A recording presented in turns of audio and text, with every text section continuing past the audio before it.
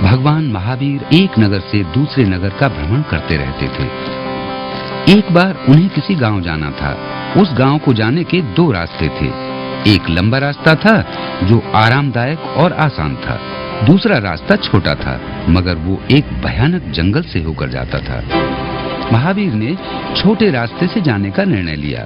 कुछ ग्वालों ने उन्हें उस रास्ते से न जाने के लिए कहा, क्योंकि उस रास्ते के जंगल में एक प्राणघातक सांप भी रहता था।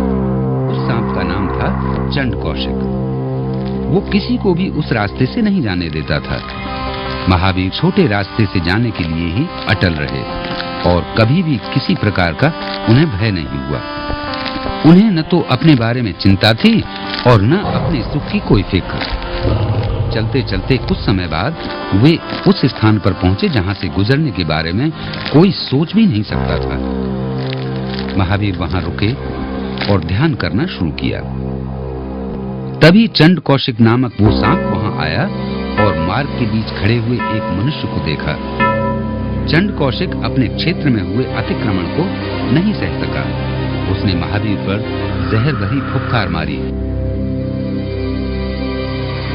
महावीर स्वामी बिल्कुल अविचलित रहे। उन्होंने उस क्रोधी सांप की ओर देखा भी नहीं। ये देखकर सांप को और ज्यादा क्रोध आया। वो क्रोध से अंधा हो गया और फुफकारते हुए और जहर उगलते हुए आगे बढ़ा और भगवान महावीर के पास जाकर उनके पैर में काट लिया।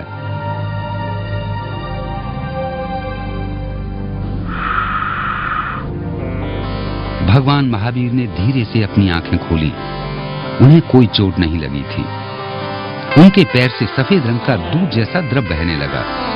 सफेद रंग जो प्रेम और करुणा का प्रतीक है।